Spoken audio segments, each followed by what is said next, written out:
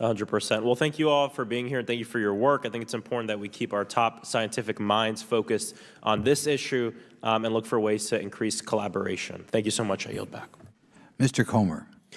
Thank you, Mr. Chairman. Let me say I want to thank you for having this hearing, and I want to thank Mr. Burchett and Ms. Luna for leading this hearing. And with that, I yield my 5 minutes to Mr. Burchett.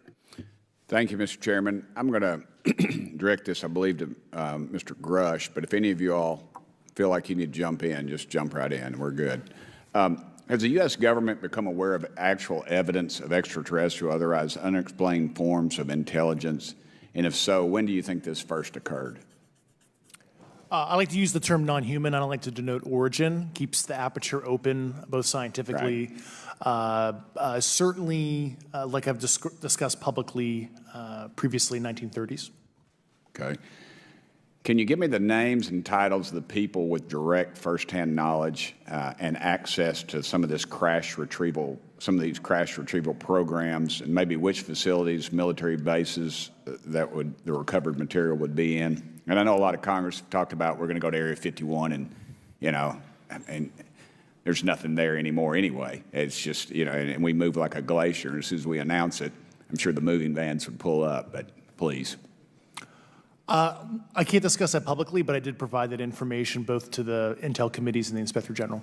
And we could get that in the SCIF if we were allowed to get in a SCIF with you. Would that be probably what you would think? Sure, if you had the appropriate accesses, yeah. What special access programs cover this information, and how is it possible that they have evaded oversight for so long? I do know the names. Once again, I can't discuss that publicly and how they've evaded oversight. In a closed setting, I can tell you the specific tradecraft used. All right. When do you think those programs began, and who authorized them? I do know a lot of that information, but that's something I can't discuss publicly because of sensitivities. All right. If any of y'all want to jump in on any of this, you're more than welcome to. What level of security clearance is required to fully access these programs? Well, anybody who has... and I say that because myself, Representative Gates and Representative Luna were basically turned away at one point at Eglin. So please go right ahead.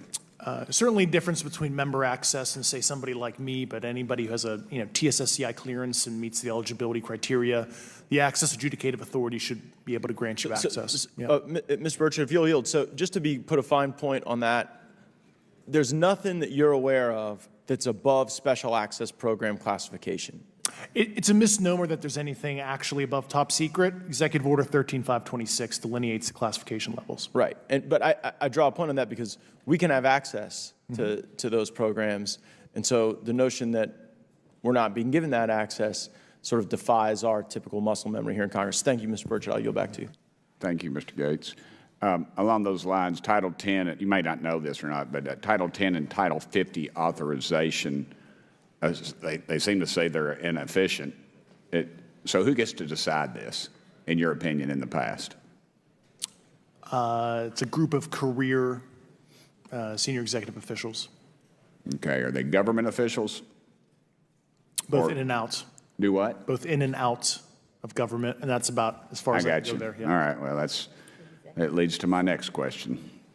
Which private corporations are directly involved in this program? How much taxpayer money has been invested in these programs, to your knowledge?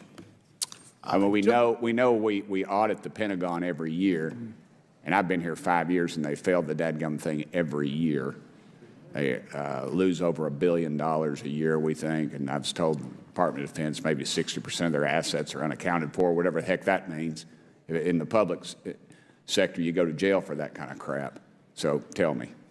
Yeah, I know when I'm a dollar off of my DTS travel voucher, I get hammered, but it seems like it doesn't work the other way. If you sell over $600 worth of stuff on eBay now, you get a call from the IRS. So please, what corporations? Yeah, I don't know the specific metrics towards the end of your question. The specific corporations I did provide to the committees in specific divisions, and I spent 11.5 hours with both Intel committees. So. Okay, has there been an active U.S. government disinformation campaign to deny the existence of unidentified aerial phenomena?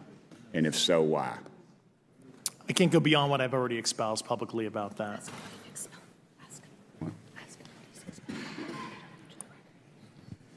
What he said spelled publicly to get it into the record. What he said to get it into the record. Like, ask him what that is so you can get it into the congressional record. Okay, I've been told to ask you what that is and how to get it in the record. Which, What have you stated publicly in your interviews for the congressional record? Yeah. if you reference my News Nation interview and I talk about a multi-decade, campaign to disenfranchise public interest, Sorry, Mr. basically. Chairman, I've gone. Yeah. Thank I you. apologize, Mr. Chairman. I yield back negative 21 seconds. Thank you.